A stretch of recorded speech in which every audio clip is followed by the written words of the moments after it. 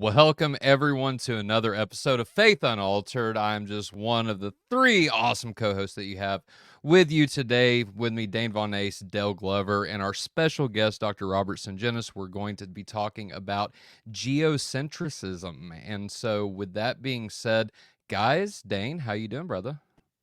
I'm doing great. I am super excited about this conversation that we're going to have. I've had Dr. Sungenis on my radar for a while now, and listening to some of his lectures and watched his documentary, The Principle.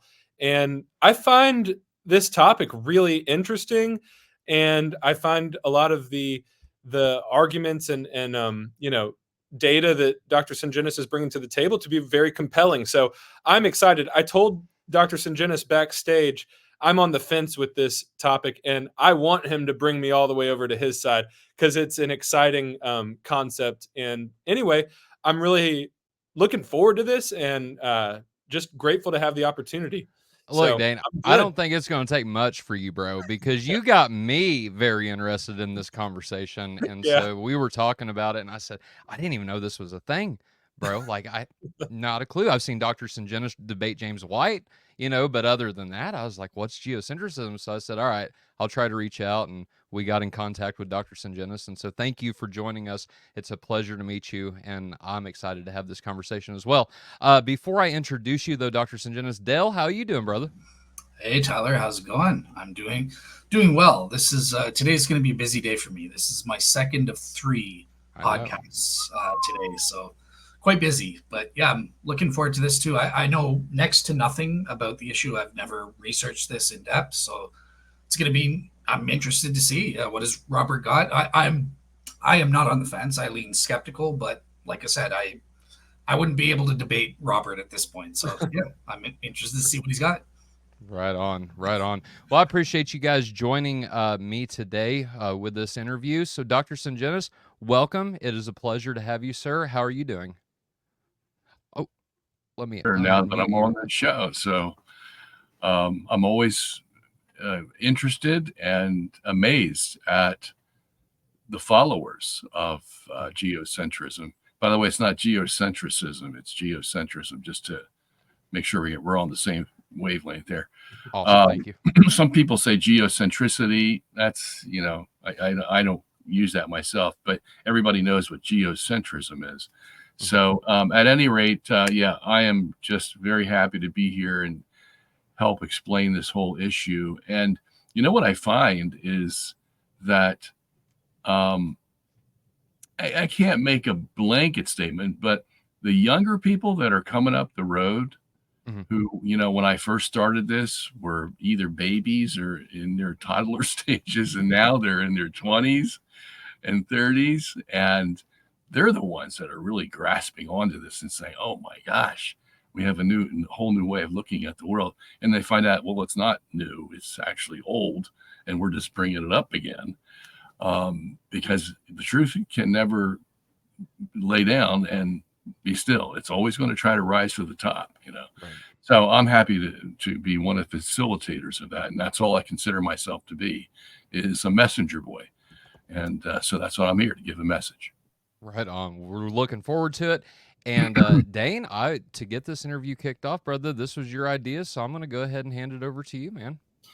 Well, right on. So I think we'll just jump right in because there's so much to talk about that, there's no sense in not just diving in head first. So, I think most Christians, well, I shouldn't say most, all Christians are dedicated to the belief that God created the universe. And I think that kind of modern cosmology, the Carl Sagan idea that we're just a random speck and, in a dusty corner of the Milky Way, which is a random galaxy in the middle of nowhere of the universe.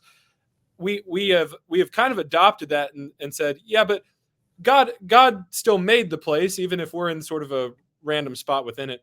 But what I love about geocentrism is that it really reinforces the fact that we hold a special place, that God put us right in the middle, and that means we're unique, and that it kind of gives dignity to the planet that we're on.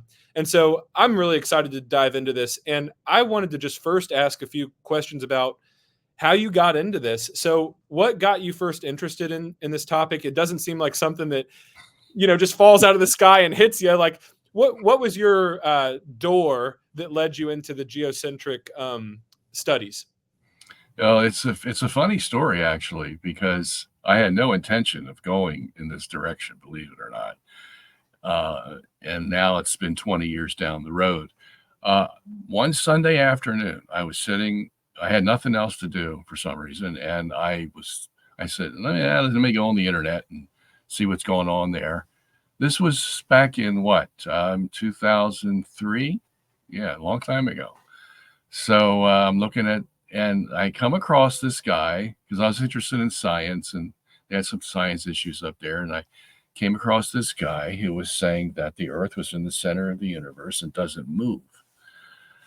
And when he said move, he meant either revolving or rotating on an axis. And I said, what?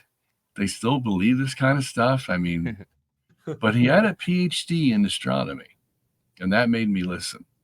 Because there's a lot of wackos on, the internet who think they know what they're talking about. But hey, if you got a degree in the very subject you're dealing with, and you've been recognized as somebody who knows what he's talking about, I'll give you a listen.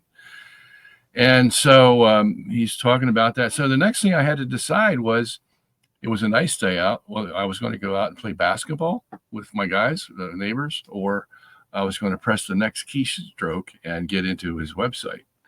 And I took that latter move. I pressed that keystroke, and that was it.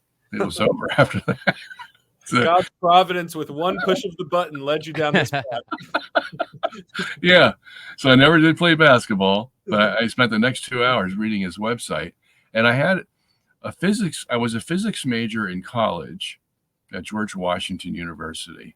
So I was there for a couple of years as a physics major. Then I transferred over to theology.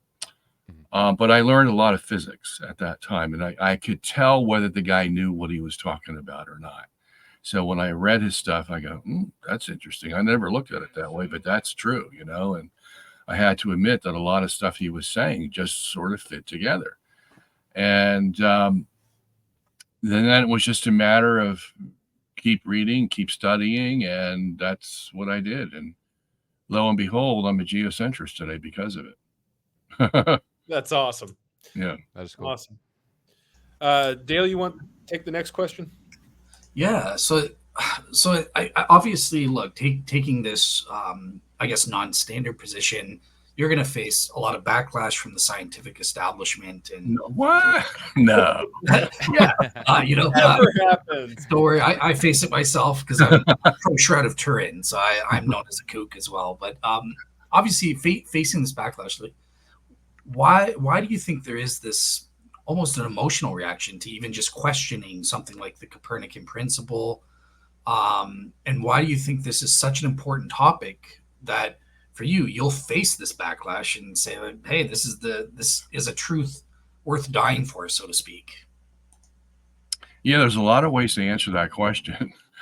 But the one I think is the most obvious is if you've been taught this since you were a child, books you read, nursery rhymes or whatever it is, you grew up with this and you believe it's true because that's what was told to you. And you don't have any critical mechanisms working at that time to say, is that really true? The Earth goes around the sun. You just read it and you accept it. Okay. So that's what you're dealing with. You're dealing with a lot of ingrained knowledge from the time you're a baby to kindergarten to grade school to high school to college, postdoc, whatever it is. You're all told the same thing and nobody really questions it. You see. So because it sounds so good, that the Earth is smaller than the sun's bigger. So everybody thinks the Earth has to go around the sun. It can't be the other way around. That all makes sense to them. And that's as far as they go. They don't go beyond that. And that's where we are. So I think that's what we're up against. But as science has shown in its history, it changes its major paradigms about once every 50 to 100 years. And that's because they find out that what they knew before, they don't know so well now because they found out all this other stuff that the telescopes and the microscopes and the oscilloscopes have brought to them, that it makes them look at it in a completely different way. You see, that shift has happened a couple times. And we would have to say that it probably started around the time of Galileo and Newton, those guys back then in the 1600s, and modern science has progressed since then. And it's even getting faster in its changes because the data is coming in faster now, and it's being analyzed faster. They say in 15 years, we're going to throw away a lot of what we already know today because of what we'll find out in 15 years. That's how fast it's moving, you see. So that's on our side, okay? And that's where we go grab our information and we say, hey, did you take a look at this? And the principle was one of those things that we brought to the fore that had just developed in the last 20 years or so, okay? So that information wasn't available before. But now it is, and now we can integrate it with all the physics that we have come to look in a different way from the time of Newton. And everybody looked at the world in one way. It was Newton's way, Isaac Newton. And then that 200 years later, that all shifted away from Newton to Albert Einstein, okay? Because they see the world in two different ways. And we side with the way that Einstein sees it, although he didn't know he was going there. That's the funny part about it all. He had no idea where he was going to end up. His first phase of knowledge was to stop these geocentrists from taking advantage of the new data and saying that the Earth is in the center of the universe. That's what special relativity is all about, okay? Yep. And that persisted for 10 years, and then he found out that he can't say that. And he had to develop a whole new theory called general relativity, and that brought us right back to, believe it or not, the Earth in the center of the universe, okay? Most people don't know this. I talked to a physics professor from George Mason University about 4 weeks ago. He picked up my book, Galileo Was Wrong. He's reading it.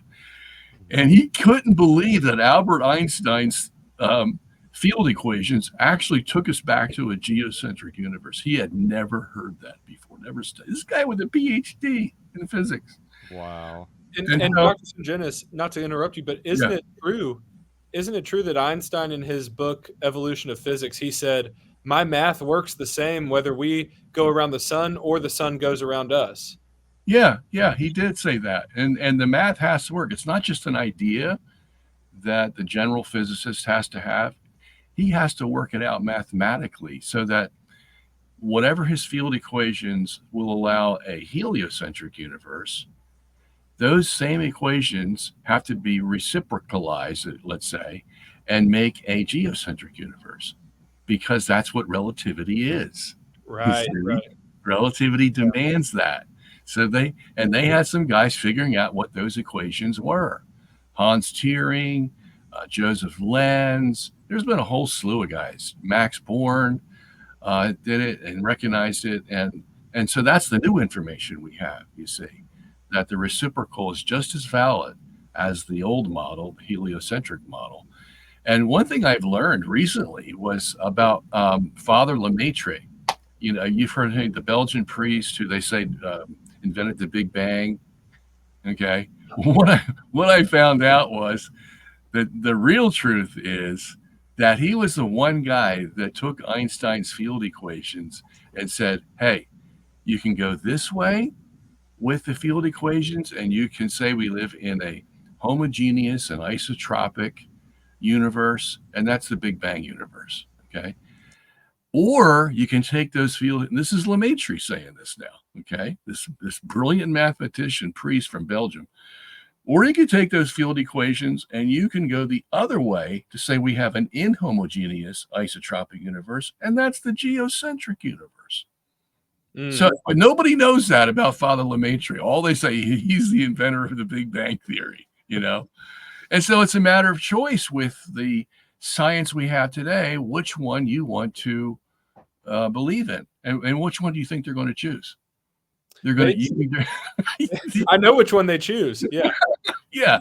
Is anybody out there choosing geocentrism? No, except this idiot right here you're talking to, who's willing to risk his reputation for a truth that he believes goes real deep into mankind. like you were saying before, Dane, if we're in the center, that means we're special. Yes. And see, these guys don't want to be special. Why? Well, it's because, look, they know what kind of lives they lead. And here comes this guy telling them, okay, maybe he's not telling us to believe in God directly, but he's telling us indirectly. Mm-hmm. He's saying, yeah, there is a God out there much bigger and better than you are. And guess what? He's going to judge you for your life. And that's what we're saying to them when we say the earth is in the center of the universe, because they know it can't happen by chance. Somebody had to put it there. And that somebody has to be somebody really intelligent to put it there. So we bring them right on the doorstep of meeting God face to face, and they just can't stand that. And so none of them will choose geocentrism, and they'll just give it a wink and a nod to it and say, yeah, it's possible, but that's not the reality. Can I just push back? Just a pushback on. Go for it, Dale.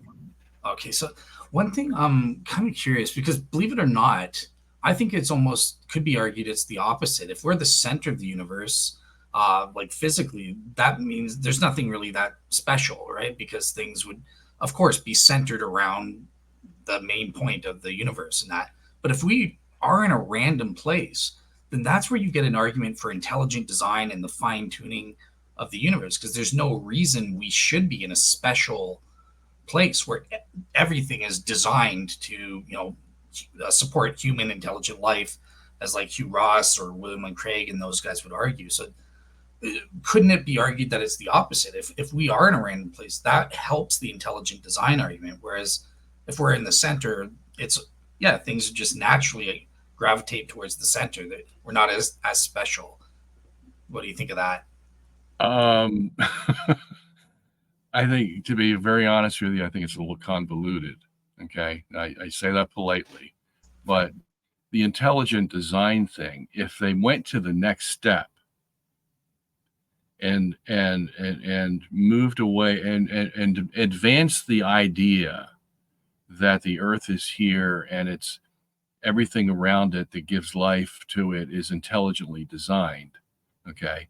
And then they moved to the next step and they said, well, what would be the best place to put the earth to show that it was intelligently designed? And this gets into which universe actually works better. The one that has the earth out there in the remote recesses of space, or the one that puts the earth in the center.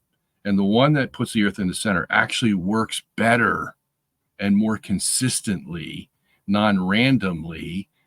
And you can see that the intelligent design is even exponentially raised because the earth is in the center. Now, let me give you just one example. The earth in the heliocentric Copernican view spins on an axis. Okay. Every day, 23 hours, 56 minutes, and 4.09 seconds, it completes its rotation. Okay. It actually rotates faster than the sun moves. So the earth and the sun don't meet up, and that's what gives us the year. But it's 23 hours, 56 minutes, 4.09 seconds every single day for thousands of years. And you ask yourself the question, is that really possible for a planet amidst this big, humongous universe with all its forces and external forces, cosmic forces, and then internal forces like earthquakes, tsunamis, volcanoes, you name it. We've got 1 million earthquakes a year on the earth, okay? Each of those have enough inertial power, according to Newton, to retard the rotation of the earth, okay? Now, if you add all those millions of earthquakes per year times thousands of years, 5,000, 6,000, however far you want to go back, and all the other internal, the plate tectonics where plates are moving against one another. Every time somebody builds a big building, it's supposed to slow down the earth. There's tidal action, tidal waves. We have 2 tides a day, and that's another inertial force that the earth has to put up with. If you add all these together, and I've calculated them all, there's probably about 15 of them just internally that the Earth would have to worry about in order to keep the rotation constant. Okay. And then you got some external ones, like you got the perturbations of the planets because of their gravity. You have the moon's gravity, you have the sun's gravity, you have cosmic rays coming in, you have meteors, you have asteroids, you have all kinds of things out there that could disrupt this rotation. And yet it stays the same 23 hours, 56 minutes, 4.09 seconds. How is that possible? It's not. Okay. That's why we find planets like Saturn slowing down in its rotation, or Venus slowing down in its rotation. A lot of the planets don't rotate, so we can't figure them in this. But that's what I would see. I would say, wow. So what makes the day so precise for thousands of years without changing? There's only one way it's going to work out, in my view, and that is if you got this humongous universe rotating around a fixed Earth, and this universe has so much momentum that nothing can stop it, either from the outside or the inside. So it's going to continue ad infinitum, this constant rate of rotation that a little tiny Earth, this little pea in the midst of this big C universe, could possibly never do, you see. So God put the Earth in the center for a reason, because it's the most stable place for biological life to live and produce. You see, that's the way I see it. So I don't think the intelligent design work is going to be able to be reversed. I don't think an intelligent designer would ever go in that direction. Gotcha. Thank you so much. Over to you, Dane. Yeah, so I actually wanted to kind of keep going down that train of thought around the Earth and its motion or lack thereof, right? So we've of course all been taught that the Earth is rotating on its axis.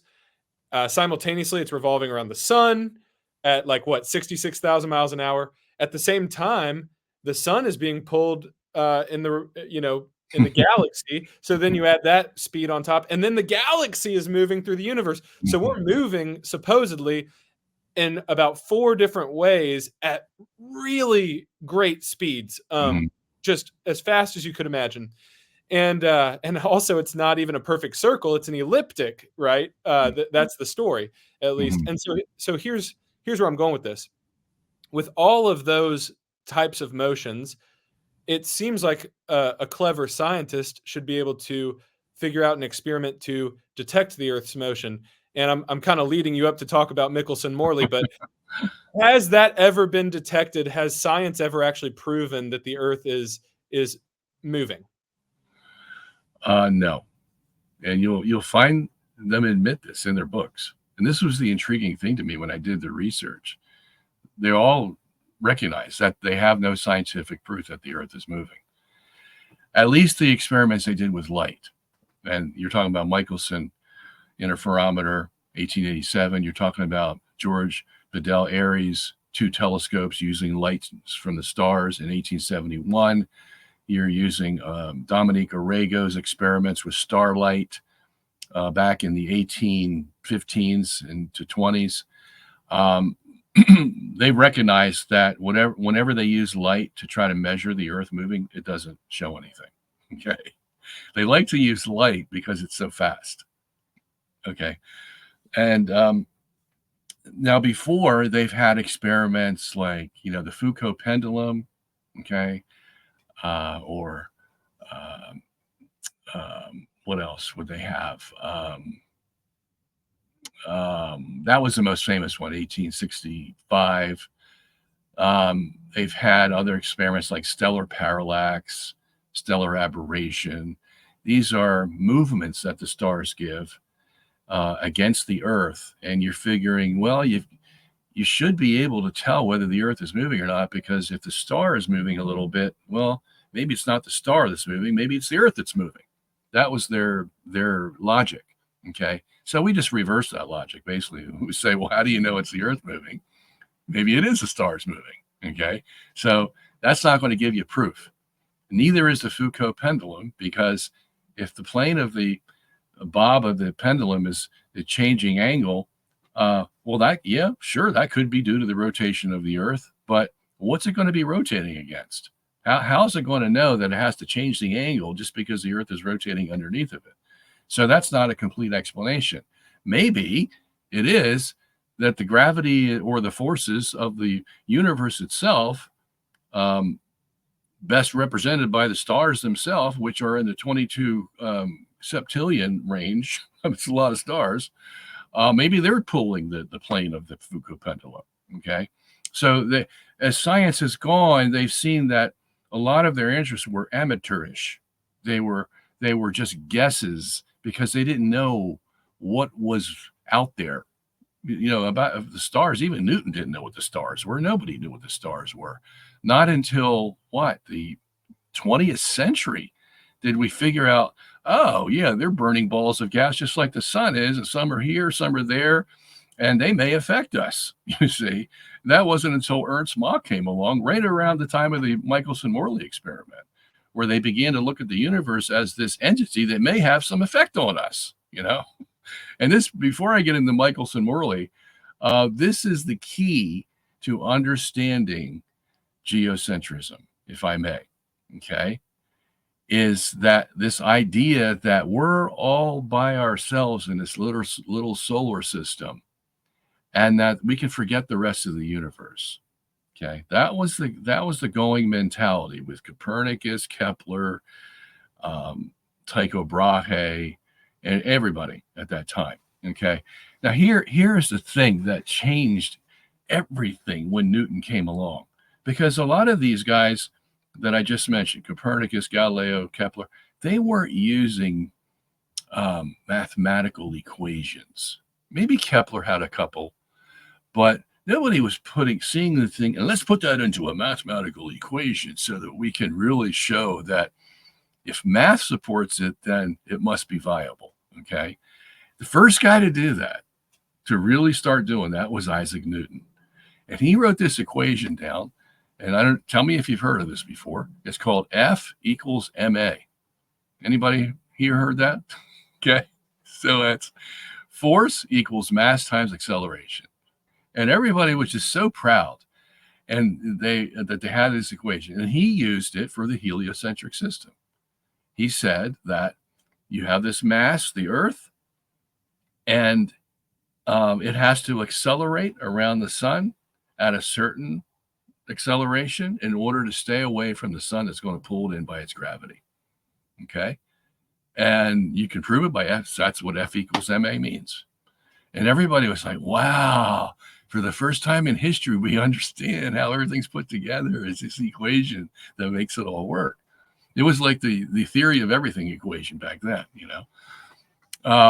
So, and the way that Newton got there was to think of the universe as inert, absolute.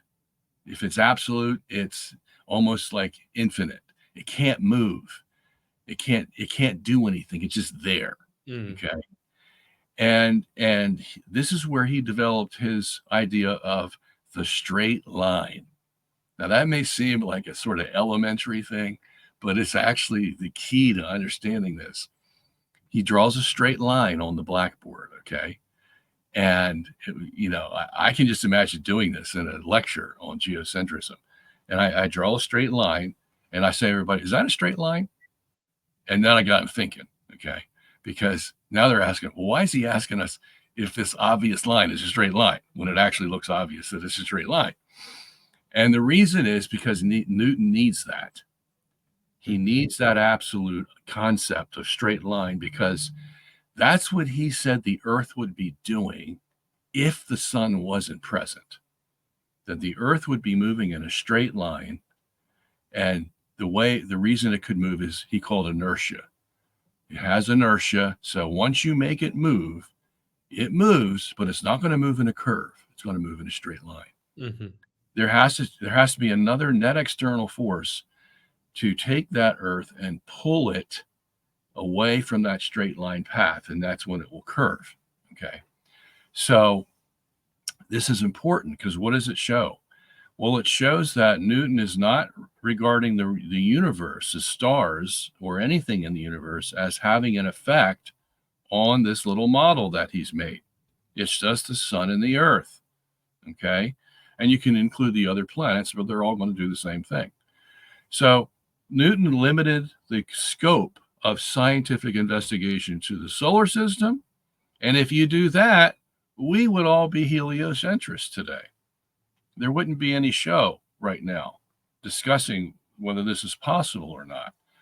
Because if you only have the solar system, yes, the Earth has to go around the sun. So when you see the sun going across the sky every day, you know that must be the Earth rotating. Okay? Because there's no other solution. Okay? And everybody for 200 years said, wow, we finally got the answer. And the church, the poor church, who was sticking up for the history of it for what, 1600 years, this guy Newton comes along and basically with one hand just slaps the church in the face and says, you fools, you see what we found with this equation and blah, blah, blah.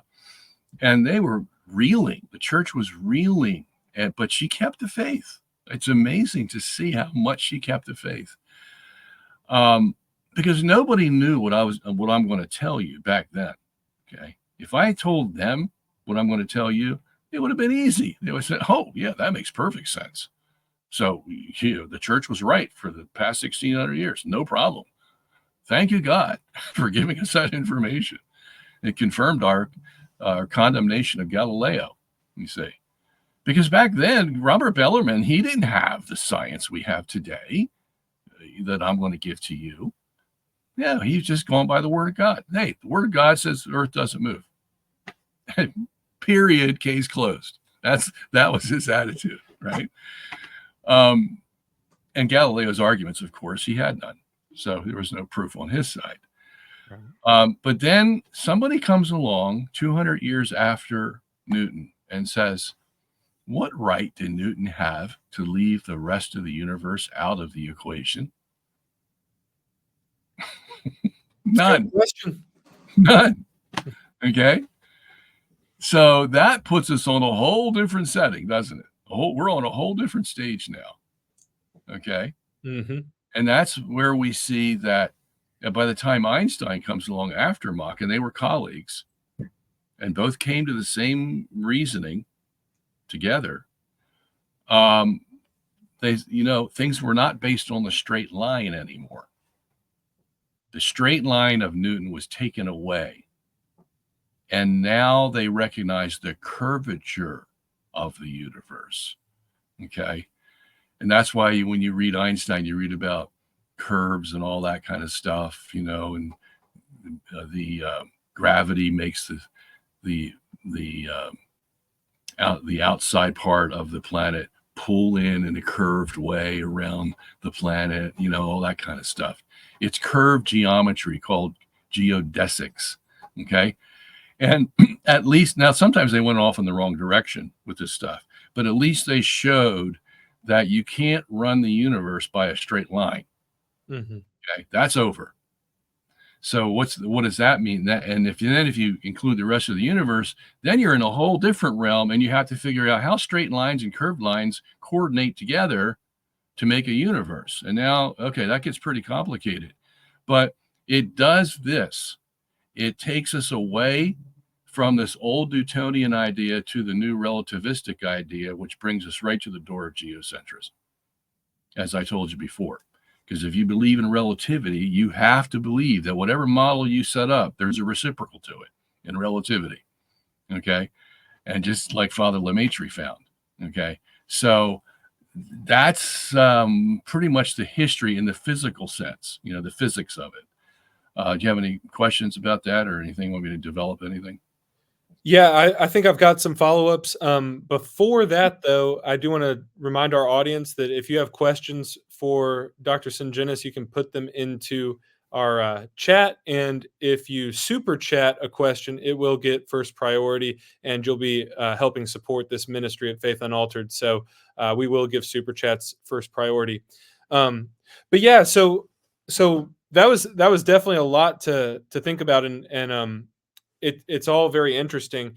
And I did want to go back to Michelson Morley in case we want to explain what they did in their experiment and how the results were baffling to the people holding up the Copernican principle. And then a lot of what Einstein was doing with relativity, is it true that that was kind of in response to the Michelson-Morley and trying to figure out how to explain away what we saw there?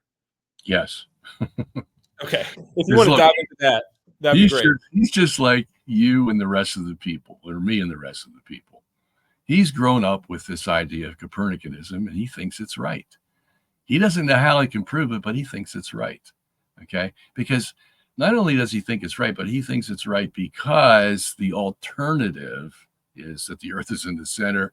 And if the earth is in the center, God exists, and God's going to judge him for his life, which was sordid, to say the least. Okay? If you know anything about Albert Einstein's life, which by and large has been kept from the public. You got to dig real deep to go find out all his little peccadillos, let's say. All right. Yeah, and there's a lot of them. So these guys know, because Jesus says, why don't they come to the light? Because they love the darkness and they don't want their sins to be exposed.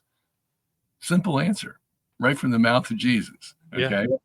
And so that's what we're up against. Men who they want to deny the existence of God because they don't want their sins exposed.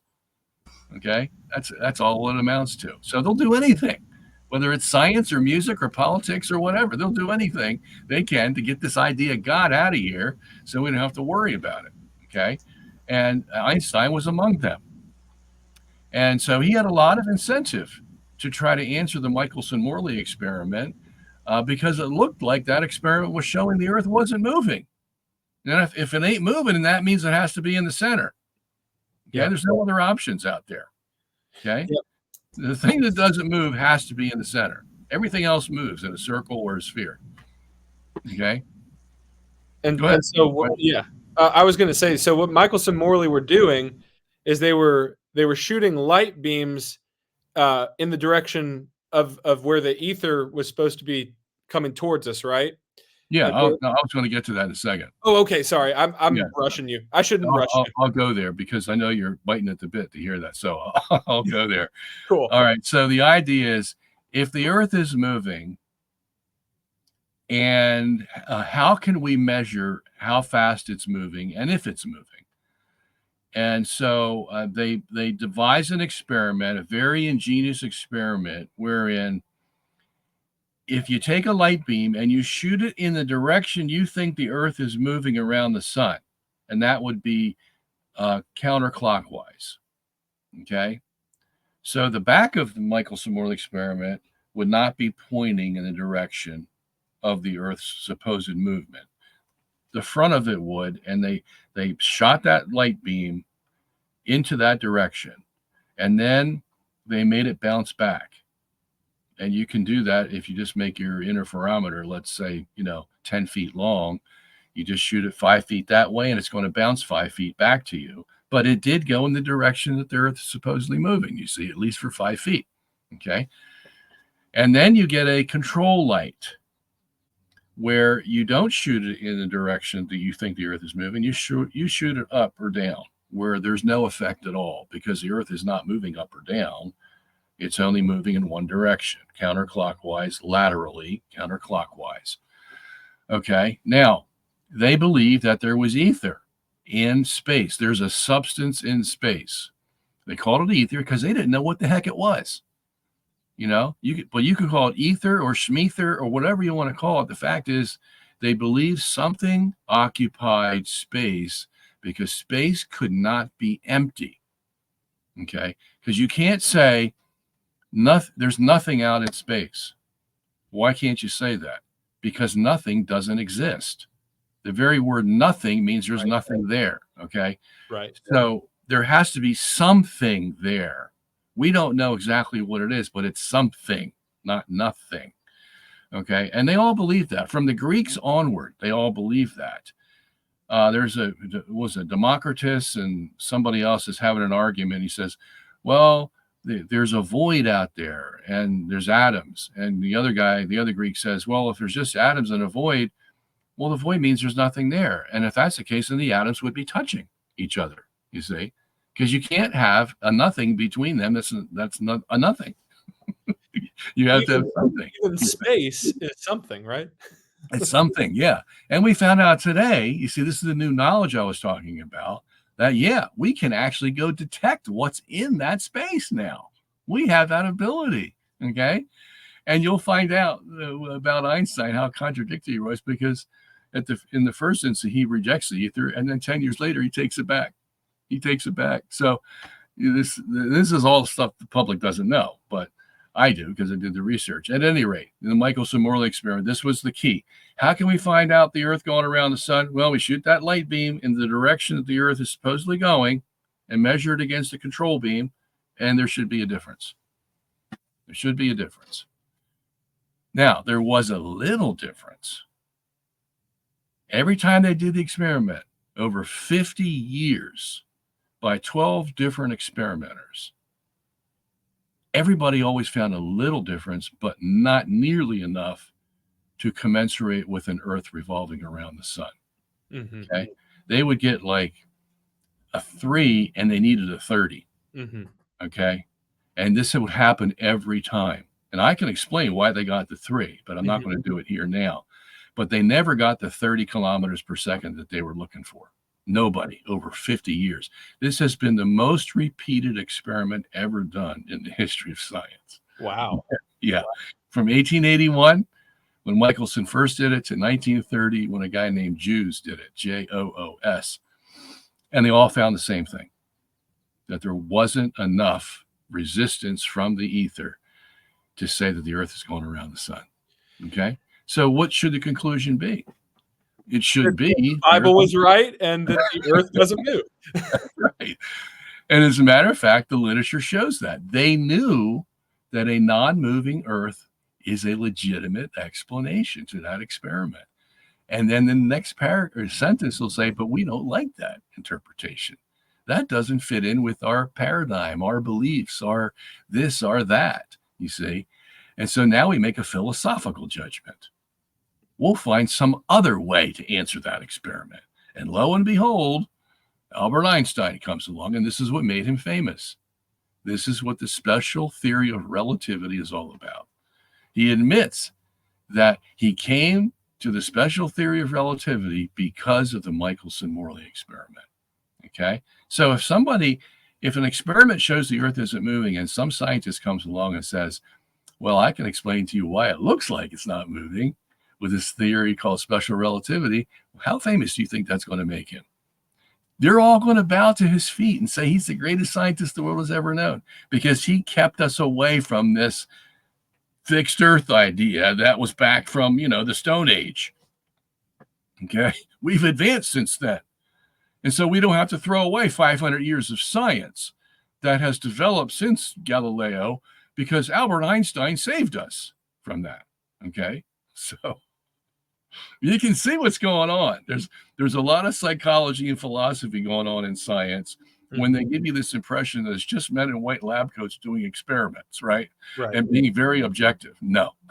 Well, right. Like the Hubble quote that you have in the Principle documentary where he says the discovery, and this isn't about Michelson-Morley. I think this was with the cosmic radiation background, something like that. But he says this is an unwelcome discovery. It's like, wait, I thought science was just about the data, but he says this is an unwelcome discovery. Yeah, he has about 6 different words he uses in that book. Yeah. 1937, he wrote. Intolerable is another word that he used. This cannot be. We cannot accept this. And he goes on and on for pages like he's I don't know. That shows the psychology and the emotion there. Yeah. So I don't want to derail your thoughts. So Einstein has to react to the Michelson-Morley, and what does he do in reaction to it? All right. So what he does is he you have to know this little bit of history before I can tell you what Einstein did. There was a guy that came along 5 years after Michelson did his experiment, and his name was Hendrik Lorentz, a Dutch physicist, well-known, world-renowned Dutch physicist. And he said, okay, this is what I think is happening with this Michelson experiment. He says, as the interferometer, that's the measuring device to see if the Earth is moving, it's discharging this light beam.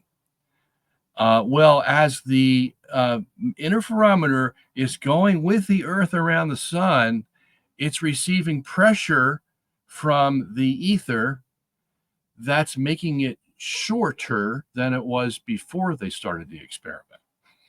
Okay. So what he's saying is that the Earth is moving around the sun, and the reason we can't detect it is because the machinery has been altered by the very ether we're going through. Okay. So, and if you shorten the arm of the interferometer that's making the measurement, it's going to look like the Earth isn't moving. And he knew exactly how much he had to shorten it by in order to make it look like the Earth wasn't moving. And he came up with an equation. And this equation is the new length equals the old length times the square root of 1 minus v squared over c squared. Now that looks complicated, but all that square root business means is it's less than 1. It's always going to be less. It's always going to be shorter if you move it than if you don't move it, is what it amounts to, right? So Einstein comes along and he doesn't like the ether idea. Got to get rid of that. Why? Because that gives an absolute. And I'm not looking for absolutes, man. I'm looking for relativity. Okay. So he gets rid of the ether, and because of that, and he says, now here's what really happened. I like the idea where Lorentz says that the interferometer was shortened. Okay. But I'm not going to put a cause on it. I'm not going to say it was the ether putting pressure on the interferometer arm. I'm not going in that direction. I'm getting rid of the ether, and I'm just going to say, look, this is the principle of nature, that if something moves, it's going to shorten. Okay? So he says, I'm going to borrow Lorentz's equation because it works. Okay? But Lorentz had used it for a totally different thing, because Lorentz said that the ether is putting pressure on the interferometer arm. Einstein says, well, I don't need ether to do that. It just happens. We just have to accept it. Okay? And there were a lot of philosophers around that time that were saying that Einstein was contradicting the laws of metaphysics, where he's having an effect without a cause. Okay, so, hey, but look, the goal is to keep the Earth moving. As long as we can do that, everybody's going to be happy, and we don't have to go kiss the feet of the Pope. Okay. I'm sort of curious because you're talking about here Einstein and special relativity and it's something that I've come up with, right? Where the interpretation, the measuring devices themselves are being affected as you approach the speed of light and that sort of thing. But some other philosophers like William Lane Craig and myself, they've applied this to the theory of time and said that, well, this proves that, time isn't relative in the way Albert Einstein. What are your thoughts on special relativity, and what are the implications for the nature of time in your view? All right, so here I'm glad you asked that question.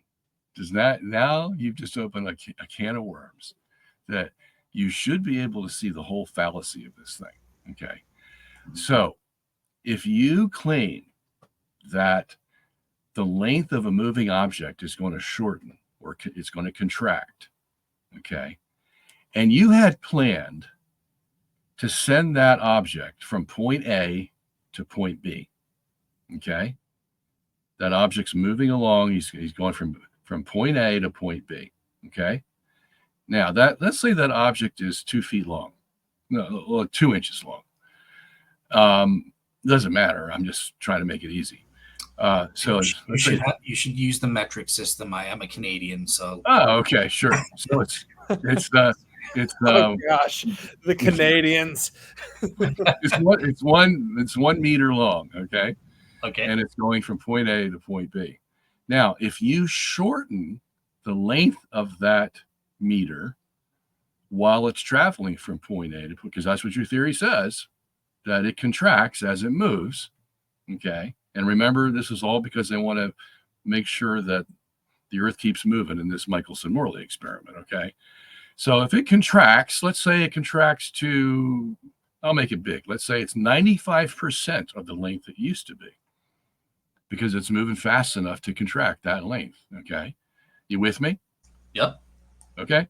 All right. Now, so the tip, so if that's the case, the tip of that meter, let me get my little ruler out here. English ruler, by the way. So here's my English ruler. It wants to go from point A to point B. but now it's 95% shorter than it was before when it wasn't moving. Okay. So how long is it going to take the tip to reach the endpoint that you had set up before? Well, if it wasn't moving, it would be, it would take a certain amount of time. But now that you shortened it, how long is it going to take? It's going to take a little longer time because it's shortened. You with me? Yep. Okay. So now what do I have to do to make everything equal?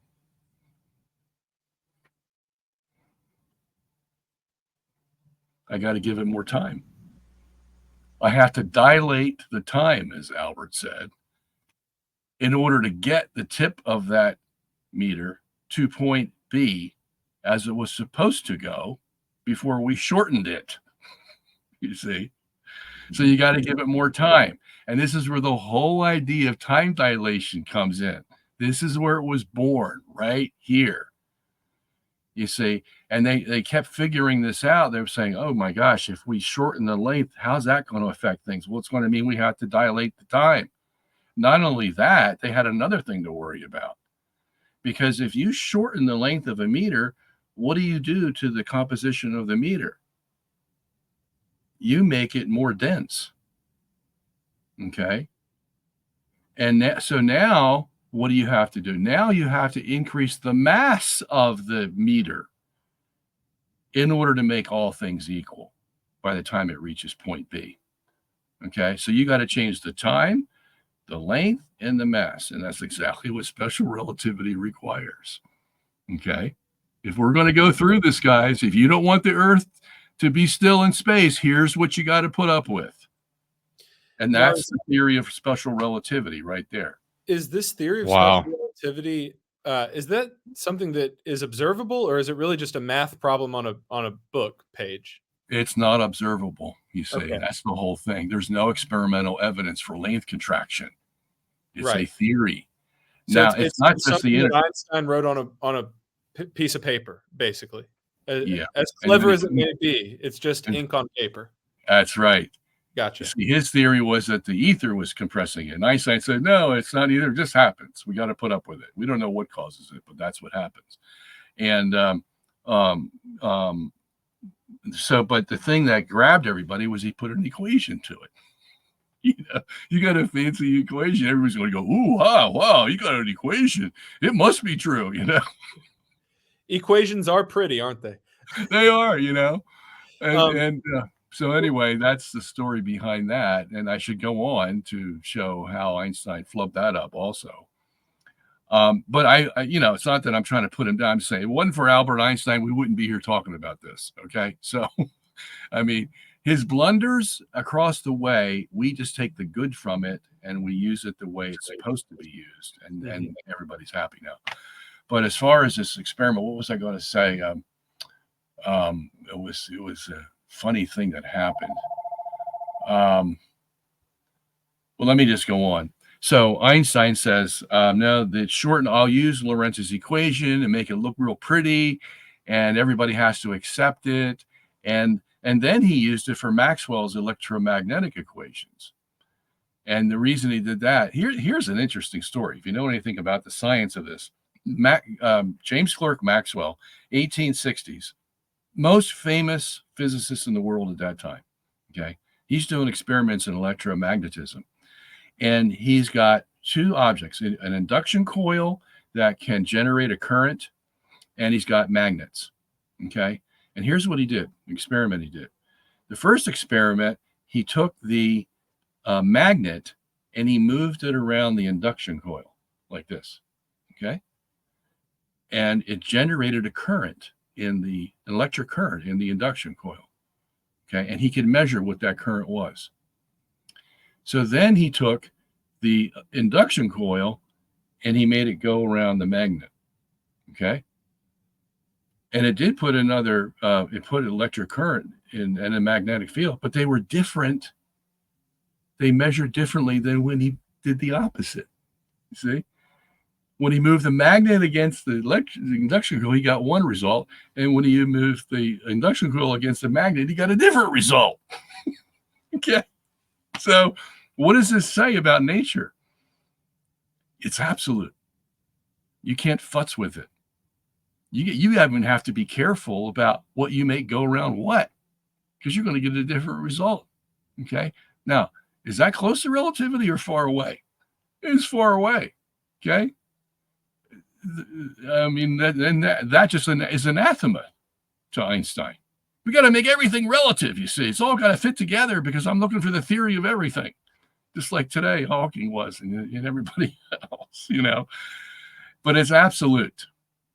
And so Einstein tried to use Lorentz's equation that Lorentz had developed for, you know, saying why the ether put pressure on the interferometer arm. Einstein's using that same equation to help answer the, you know, James Clerk Maxwell's electromagnetic equations, and trying to make them into one equation instead of having two equations. That's how far he wanted to extend his theory, you see. So this is all in 1905. Nobody knows really what's going on. So he doesn't have a lot of challengers, okay? But he started to get a lot of challengers probably 8, 9, 10 years down the road. And there's some questions that had popped up that his special relativity theory could not answer, okay? And so he had to come up with another theory to plug all the holes that were developing in the special theory of relativity. And one of those holes was gravity. How do you deal with gravity? And the other thing would be inertial forces. Okay, inertial forces are centrifugal, Coriolis, Euler forces that are real forces. Okay, that's what you feel when you're on a merry-go-round and the merry-go-round wants to knock you off if you're going too fast. That's a centrifugal force, you see. Coriolis force is a curved force, and the Euler force is a sideways force. So they all have to be taken into account as well. But the main thing was gravity. How do you incorporate gravity into your understanding of the world? Because in special relativity, there was no gravity. He didn't take it into account, or inertial forces. He just had this dream of a pristine environment without ether or anything to impede the speed of the light beam. That's where he wanted to get. Nothing could be out there to impede the speed of the light beam. And what did that end up being as a postulate? That the speed of light is constant. See, you keep hearing this when you're, you know, people hear this all the time. I hear it everywhere I am on the speed of light is constant. This is where they're getting it from. Because if the speed of light isn't constant, then Einstein would never be able to say that the Earth is moving around the sun.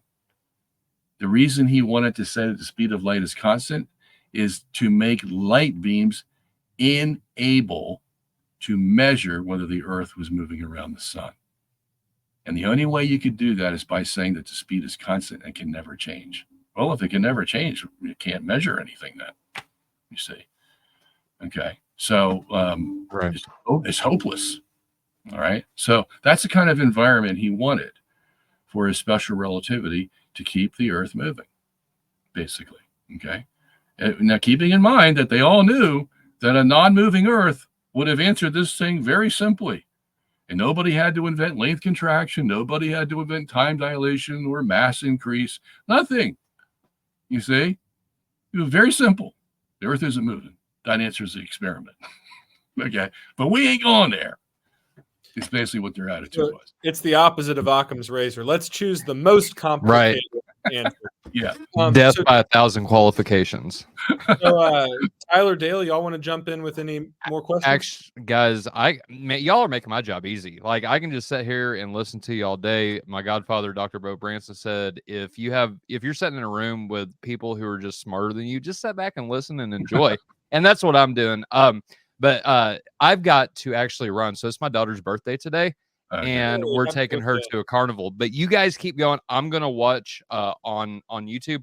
And if y'all have any tech issues, I can log in on StreamYard on my phone and fix them if need be. But Dr. Sungenis, it's been an absolute pleasure listening to you and getting to know you a little bit more. I would love to have you back on and actually engage with you with some of this stuff. But sure. I've just been having fun listening. So thank you. Great. Yeah. Love to come back.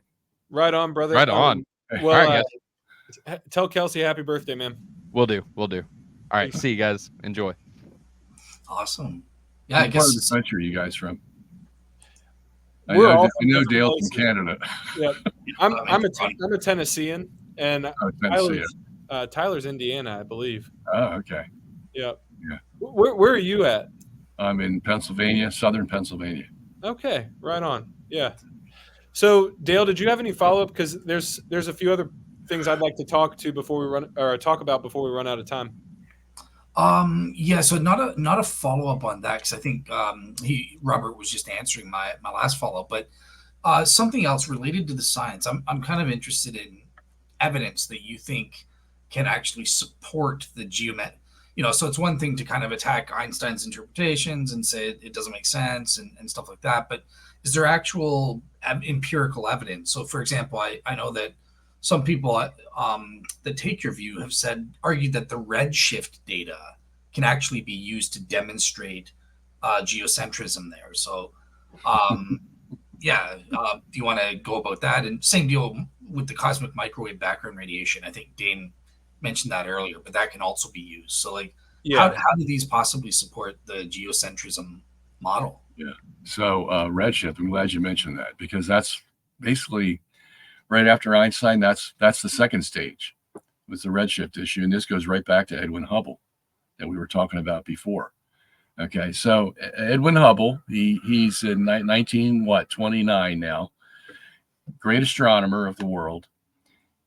He finally has a very big telescope to look at the universe with, the Mount Wilson telescope, 100-inch lens telescope. I mean, that's just phenomenal what those guys did to make that lens because it has to be perfect. If there's any flaws, I mean, any flaws, you won't be able to see crap out there. Okay. That's what they found out when they sent the Hubble Space Telescope. Somebody did make a mistake. Then they had to redo the whole thing. Gee. At any rate, Hubble has his telescope, his Hubble telescope on the Earth, not the space telescope, of course.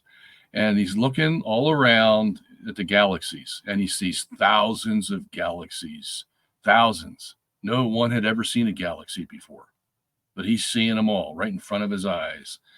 And it's beautiful. And he realizes how big this universe is. But then he starts to do some study on these galaxies, and he notices that all the light coming from these distant galaxies is all shifted to the red end of the spectrum, which we call redshift, right? Yep. And he knows. You have a question? Did you have a question? I was just agreeing with you. Oh, okay. Sorry. So he knows from that evidence that if he all he sees everywhere he looks, north, south, east, west, down, up, left, right, is just redshift. What does that mean? That means the Earth is in the center of the universe. He says that in his book. Okay.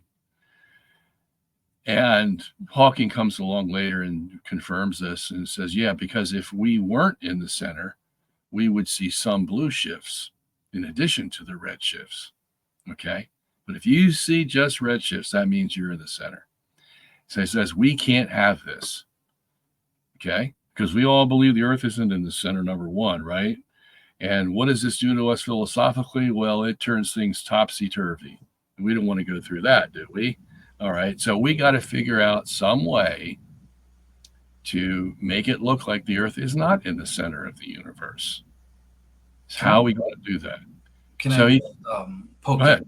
Yeah, just a quick follow up. Sorry to interrupt and stuff, but you mentioned that like there are no galaxies out there that are being blue shifted. My understanding is there are a couple that. Well, they're local galaxies. They're not distant galaxies. Like Andromeda, for example, is a blue shifted galaxy, but that's called our local neighbor.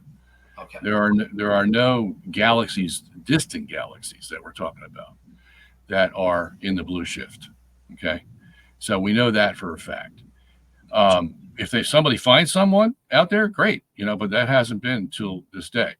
So the fact is, you got all these galaxies redshifted. That means we're in the center. How do we get rid of this idea that we're in the center? Here's what we do. We take away the center.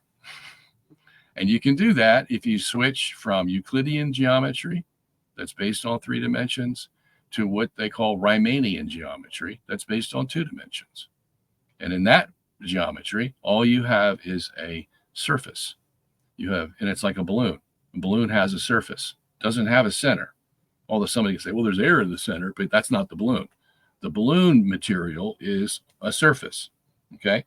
And what we'll do is we'll put all the galaxies, including the Milky Way, on the surface of that balloon, and then we'll blow the balloon up and we'll let it expand. And if it expands, then any galaxy that looks at any other galaxy is going to see what? He's going to see the light redshifted, because if you separate the emitter from the receiver, you're going to have a redshifted light beam. Okay. And so that's how they got out of it. And that's how we have the Big Bang universe, because it's a surface that's expanding. But now they're having trouble figuring out how it expands. Where's all the energy making it expand? How fast is it expanding? All that stuff that they're having to deal with. But nobody thought of that back in Hubble's day. You see, they had the model, they were going to use it, and then we'll just make it fit somewhere down the road if we have difficulties, which is where they are today. Okay. But so redshift it's actually one of the greatest supports for the Earth in the center of the universe, because that's what we see out there. And even the astronomers themselves know that that's what puts the Earth in the center. Okay. So redshift by no means is going to be a way that they can say we're not in the center. If they knew their history, they would say just the opposite. Okay. Now, if you want to deal with the cosmic microwave radiation, this is another thing. They've had this, there's basically 4 radiations. You've got the dipole, the quadrupole, and the octopole. And then in between that is this thing they call the axis of evil. Okay. Have you heard that term before? Axis of evil? Okay. Yeah. There's so basically no bias, though. No bias whatsoever. Naming it the axis of evil. Yeah, right. I guess that's where you should start. Why did they name it the axis of evil? Because what it does is it shows that there's a direction in space, as if somebody drew a line from one end of the universe to the other end of the universe. And that line happens to go through the ecliptic plane of the sun and the earth. Now tell me that doesn't affect you. What in the heck is the orientation of the whole universe orienting itself around the sun-earth ecliptic, for crying out loud, which is 23 and a half degrees from the equator. Okay. And so the way they try to prove this is they say, well, let's just take the dipole. That's the radiation that's running from the west of the equator to the east of the equator. And we verify, or we think that the Earth and the sun are moving through that at 371 kilometers per second. That used to be the going theory, how you explain this dipole radiation, right? But like you said at the beginning of the show, Dan, I don't think you even realized it. You were saying they have all these radiations coming from different directions at different speeds. You remember saying that? Mm-hmm. Well, that's what they found since that time, that you can't say that the Earth is moving through the CMB, because there are many CMBs going at different speeds from different directions of the Earth. Okay. And so how could you explain that with one Earth going through the CMB? You can't. You have to. So that theory has been blown now. Okay. You can't say that the Earth is moving through the CMB. So, but they still have this axis of evil to deal with. How do you explain that? In a universe that came from a Big Bang, it should be homogeneous throughout and isotropic with no distinguishing marks anywhere. Okay. And yet we have this line going through. Now, we'll all admit the temperature differences aren't that great, but they shouldn't be there in the first place, no matter how small they are. But they just happen to be small enough along this line that goes from one end of the universe to the other, cutting right through where the sun and the earth are. Okay. So this is going to puzzle them forever. They're not going to be able to explain it. And see, what they do is they'll put it on the shelf and they'll go, well, we'll wait for the next explorer to come along, and then things will be solved. That's how they handle it now. We'll just put it on the shelf for now. And hopefully we'll have better and more accurate instruments to go check to see if this is correct or not. Yeah. And that's really interesting. I find the what you're talking about there, the cosmic radiation background, I find that to be extremely compelling evidence that something's going on here. And then once again, Hubble talks about intolerable and unwelcome data. This data is called the axis of evil. You really do start to see a clear bias in the scientific kind of establishment community. But hey, before we move on too much further, we do have some questions, and this one directly is linked to what you just talked about. So Spartan Theology is wondering why you kind of can hand wave the blue shift of these more local galaxies, these neighbor galaxies, asking, how if we're gonna say that other scientists are just finding evidence to fit their presuppositions, how is your saying, well, it's not a big deal when it's a blue shift in a local area? How is that different from, just fitting evidence with your presuppositions? Because we could say, along with everybody else, that the Andromeda galaxy that has a blue shift is moving toward us. We can say that because why? We know things are moving out there. Whether they're moving away, sideways, forwards, backwards, it's all different. But we have no problem in saying in our local arena, there are things that may be moving toward us. Okay. But that's not how you determine how the universe is acting. You see, the universe is, a billion times bigger than our local group of galaxies. So that's where you have to rest your judgment. And when you find out they're all redshifted, well, that makes a difference. Cool. Thanks for that. So there's a few more kind of science things I want to talk about, and then I do have a few like theological things I want to talk about, and I'd like to leave time to answer a few more audience questions. So maybe do one more kind of sciencey thing, and then a little bit of theology, and then we'll wrap up with some audience stuff. Well, if I could ask and indulge you, yeah, can I finish the Einstein story in about 3 minutes? Yeah, for sure. Because we need to put the cap on that. Yeah, let's do it. All right. So he's seeing all the flaws in special relativity. He comes up with general relativity. What does general relativity do? He takes back the ether that he got rid of in the special theory. And what does that mean? Well, that means they have no answer for the Michelson-Morley experiment. Remember, the top explanation was there's no ether. All right. You just came back 10 years later and said there's an ether now. All right. So what about the Michelson-Morley? Oh, well, we're not going to worry about that right now. Okay. I just put it on the shelf. Okay. So we've been without an answer to the Michelson-Morley experiment for the last, 100 and so years. And nobody's noticed. Okay. All right. So that's the second thing. What else happened? The speed of light is no longer constant. It can go at any speed. Okay. Now, diametrically opposed to the special theory. Now, granted, the special really didn't have ether. Okay. And now it does have ether. And okay, so the speed of light can't be constant. But nobody sees the contradiction. It's like, come on, people, wake up. One theory says light is constant and there's ether, and the other says there is no ether. The other says there's ether and light is not constant. All right. So we've got a big problem, but nobody wants to spill the beans. Okay. They'll just say, well, we can use whatever theory we want at the time. That's how they do it. So it takes back to ether. Speed of light is not, and the speed of material objects is not limited either. Why? Well, because if your general relativity requires that you give the reciprocal, and that means that you have to have the stars going around the Earth once a day, well, they're material objects, aren't they? Mm-hmm. And if they're going around the Earth once a day and they're very far away, that means they're going way beyond the speed of light, right? They would have to. It only takes 24 hours to go around the Earth, and they're, 65 million light years away. They better be going pretty fast around. Okay. But that's what Einstein said. Yeah, that's what the general theory says. They can be going that fast. Okay.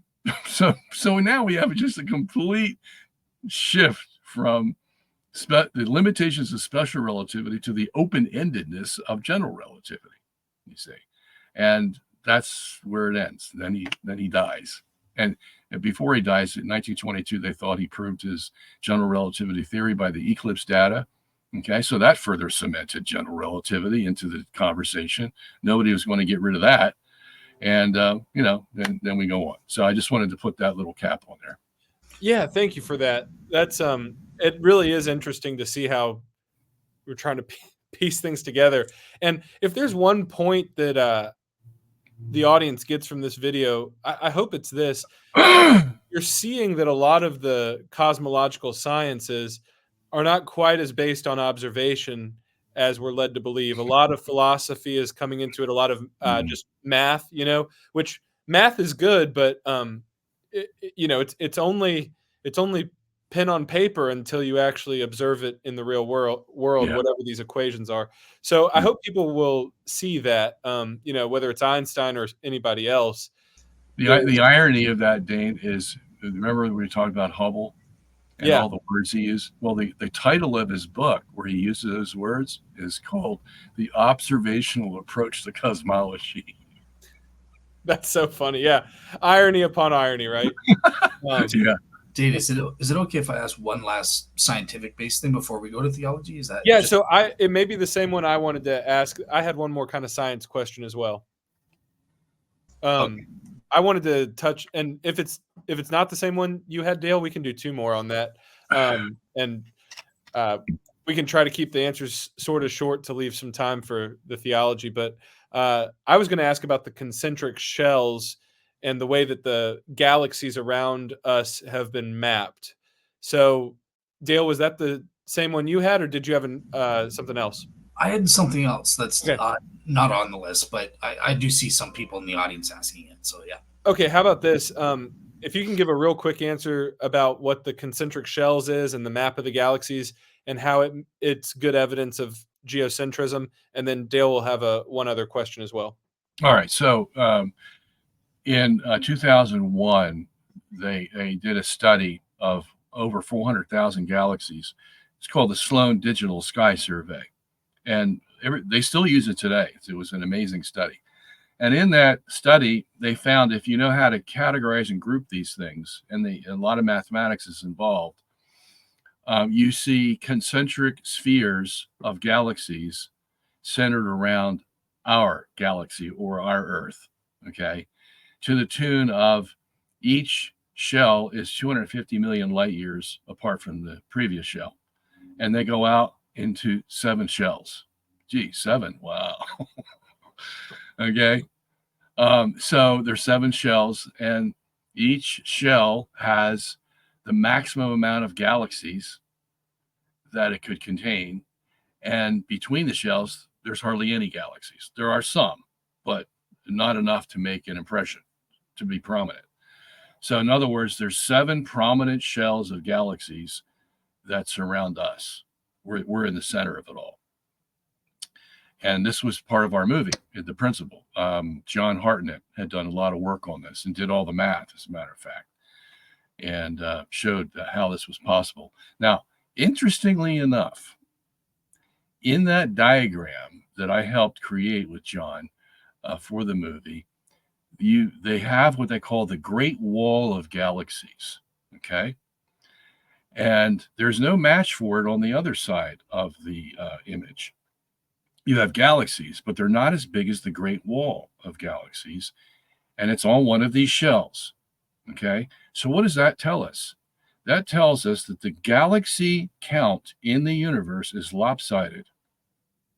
This has been confirmed by other studies, that not by much, but by just enough to create an imbalance of the mass, okay, so that it's not perfectly balanced as a sphere, okay? Now, this is good for geocentrism.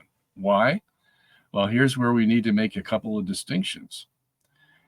The scripture, for example, never says that the earth is in the center of the universe. That's been our interpretation, okay? Scripture never says. What does Scripture say? Scripture says the earth doesn't move. All right, so that creates a whole different kind of outlook, because the geometric center of a sphere is never going to move. Well, can't say it's never going to move, but what we can say is it's equidistant from any circumferential distance you want to measure it. That's why it's called the geometric center, Okay. There's another center, however, called the dynamic center. The dynamic center is created by how the mass is distributed in that sphere. And if you got more mass on one side than you do the other, the dynamic center is going to go toward the place where you have more mass, not less mass. Okay. So the dynamic center doesn't have to be the geometric center. Okay. But what we do know is the geometric center, if that thing rotates, that sphere rotates, has to go around the dynamic center. We know that from physics, you see. It's not the geometric center that everything's going to go around. And so what does this do? Well, this explains why the CMB, cosmic microwave radiation, is centered around our ecliptic plane with the sun, not just the Earth. Why? Well, because in geocentrism, the sun is the geometric center of the universe, and the Earth is the dynamic center, or what we would call the center of mass. Okay? And it's not going to move because of that. The whole definition of center of mass is that the center of mass doesn't move. But that means the geocentric center can move, you see. And it's geocentric. Why? Because all the stars are aligned around this geometric center. And so the sun and the stars can go around the dynamic center of the universe, you see, just like we claim. And why? And how do we back that up? Well, because there's an imbalance of galaxies in the universe. And what does that cause? That causes a precession. Whenever you have, if you know how a gyroscope works, like you ever see those toy gyroscopes you place on the table and you pull the wheel and make it go fast, and you place the gyroscope on there and it stays straight up and down, right? Well, if you were to poke it a little bit, what would it do? Well, now it starts to go, it precesses, you see, it precesses. And that's just like putting more mass on one side than the other, because it's going to create an imbalance. Like a tire that doesn't have the weights in the right place, what's it going to do? It's going to wobble because the dynamic center doesn't jive with the geometric center. They're not in the same place. And if that's the case, the tire's going to wobble. So you got to bring it to your mechanic, and he puts the right weights on there to make it all balanced, you see. But that's the way they're finding our universe is built, with a few more galaxies on one side than the other, which helps us in our understanding of geocentrism.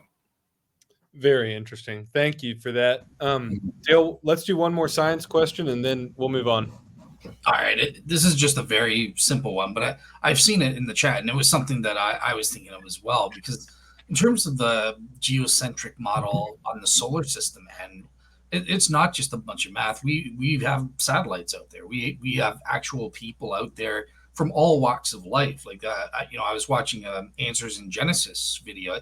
I don't know if it was Dr. Jason Lyle or it may have been someone else, but they knew personally a Christian person who was an astronaut who went out, and they can prove, I mean, number one, it takes these precise calculations that only work if the Earth is moving around to get them where they need to go.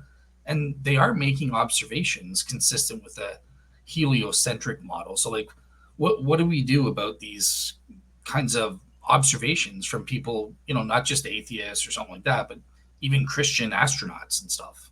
Yeah, well, and I know the astronaut they're talking about, and I've talked to these guys about that. And they swear we went to the moon because this Christian astronaut says we did. So I know where all that's coming from. But dealing with the issues of the equations. Okay, now let me tell you the truth that they're not probably going to be willing to tell, or may not even know. Okay, when JPL, NASA, all the other kind of space agencies send up satellites, what frame do they use? They use the Earth-centered frame. They don't use the solar barycentric frame. Why? Because it's a lot easier. It's a lot easier to do the math with the Earth-centered and not moving than it is trying to figure out all the movements of the sun and the Earth and the planets in your calculations. Okay? That's number one. You can read about this in my book. I've studied it very thoroughly. They got two Earth-centered frames that they can use, ECEF or EC. I forget what the other two letters were, but there's two of them that they use. Earth-centered inertial frame, Earth-centered geometric frame. I think that's what it is. Yeah. All right. So that tells you one thing. The second thing is this. Whenever a person of the Newtonian physics bent is using equations to get a probe from Earth to Mars or wherever it's going, okay, they can't just use F equals ma. Okay. What they have to do is it's F equals ma plus centrifugal plus Coriolis plus Euler forces. Okay. That means they have to add in fudge factors to F equals ma in order to get that probe to Mars. Because if they didn't add in those fudge factors, the inertial forces, that probe would never get to Mars. And so what they're doing is, since the Newtonian mechanics doesn't give them all that they need, they have to add in external factors in order to get that probe to go where it needs to go, is basically what I'm saying. Now, those same inertial forces, centrifugal, Coriolis, and Euler, are the integral part of the geocentric system. Why? Well, because when a universe rotates, it creates angular momentum. And angular momentum is transitioned into the three inertial forces, centrifugal, Coriolis, and Euler. And those forces are what keep the stars in their positions and anything else that's in the universe.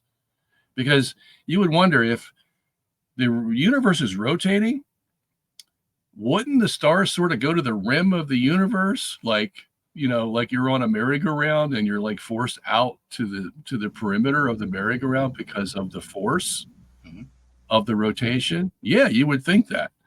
So what's the force that's pulling them back, or that's keeping them there in their position? That's the Coriolis force. And it's 2 times as great as the centrifugal force, which ends up as a net centripetal force that keeps them in their positions as they go around the Earth every day. And you can find this on Wikipedia, okay? All of it that I'm saying here. It's all in my book. And I even have the date that I got it from Wikipedia so that people can know in case somebody took it down, okay? But what I'm saying to you is the way that the Newtonian heliocentric system deals with getting a probe from Earth to Mars is by borrowing from the geocentric system. They borrow the inertial forces from the geocentric system and they add it to F equals ma, and then they can get the probe to where they're going. Okay. Now, they wouldn't tell you that, or they may not even know that, but that's the truth. Interesting. Okay. I didn't know that. So, all right. Interesting. Dane, over to you, because I know you want to get to the theological aspects. Yeah. So and Dr. Sungenis, I don't know how much time you've got. I was thinking we were going to go for about 2 hours. So we're looking. I'll give you as much time as you want, Dave. Okay. I've got, I'm thinking we'll stop about 2 hours. So we got about 30 minutes left here. And I wanted to talk a little bit about the theology. So we've thrown out already, the Bible talks about the earth is stationary. Something like Psalm 93 comes to mind immediately, that, the earth has been established and it cannot be moved. And Psalm 19 comes to mind, where it talks about the sun is on its circuit around the earth. And then another one that really comes to my mind is because someone could say, hey, those are the Psalms. That's poetry. Don't take it too literally. But I think we have to take the account in Joshua literally, where the sun stood still for a day, right? And do you think, and I think I know your answer, but do you think there's any legitimate way to interpret these Bible passages in a heliocentric model, or do you think that they demand a geocentric reading if we're going to take these narratives and literally and take these Psalms at face value? Let me talk to the issue of the Psalms first, and then we can get to Joshua. Okay. The Psalms, as somebody tried to say the other day, well, that's all poetry. We don't have to pay attention to any poetry as being literal. Okay. Now, it just so happens that the Psalms are the most quoted book for historical truth in the New Testament over any other book in the Old Testament. Yeah. Psalm 110 comes to mind right away, right? Yeah. Oh yeah, Yeah. yeah. Psalm 1 and many others. Okay, so we got to knock that foundation out somehow because it's poetry. It's not telling us the objective truth. Okay, that's false. The closest competitor to the Psalms is Isaiah, by about a couple verses, as a matter of fact. So now Isaiah is dealing with prophecy. Now sometimes they'll put it in symbolic language, but it turns out to be historical truth, right? It's fulfilled in the New Testament. Okay, so and then if you look at the way, say, Psalm 19 is going into great detail about how the sun moves from place to place, why it moves, when it moves, where it moves. I mean, all the 7 wheres and whys are answered in that psalm. It's like, what do we need this detail for if the sun actually isn't moving? Why are you giving me this detail? Who cares? Okay. It's like, so you have to deal with that historical context, and you really can't unless you just take it for what it says. There's a reason why there's 6 descriptions of what the sun's doing. Yeah. Okay. And including giving us heat. So now you know it's getting scientific. That's true. Yep. So that's how I would do. And I have created many apologetic answers to that issue. But dealing with Joshua, it's a lot easier, because here you have this guy who's fighting this battle against 5 foreign armies, and he's up on a mountain, Mount what's it, Giza? I forget the name of it. Anyway, Mount Gibeon, is it? Yeah. I'm gonna look it up real quick. Okay, and so he's up on the mountain with his Israeli army, and the other armies are coming up the mountain, trying to corner them. And he's doing a good job, Joshua, of killing them, but he needs more time. Right. Needs more time. So he talks to God and asks God to increase the daylight. And God says, okay. And so for the next 24 hours, he has all daylight. And he's able to slay these armies and get the victory. Okay. Yeah. So now the interesting thing is how Joshua describes it, because he says the first time that God listened to a man and did his bidding, and what he did was he stopped the sun in the sky, and he also stopped the moon. Okay, now there's your clue. All right, because we know from science today that the moon moves faster than the earth does as it goes around the earth, okay, as they both go around the earth.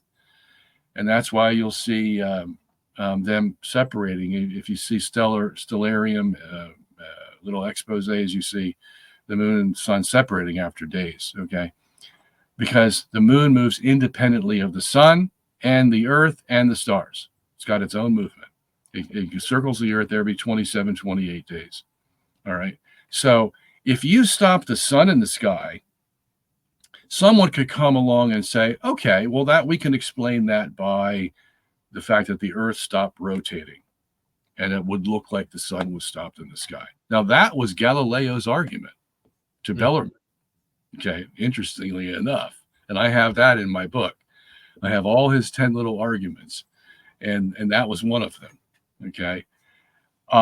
Bellarmine doesn't come back with the moon issue, but I wish he had, because it would have put this thing to bed totally. But here's what you do with that. You say, okay, I'll give it to you. Logically, if the earth stopped rotating, the sun would stay in the sky for 24 hours. But what about the moon? Okay. Now Joshua tells us where the moon is. He says it's above the valley of Ajalon, and that is west of Mount Gibeon. Okay, by I forget how many miles, maybe 10 miles or so.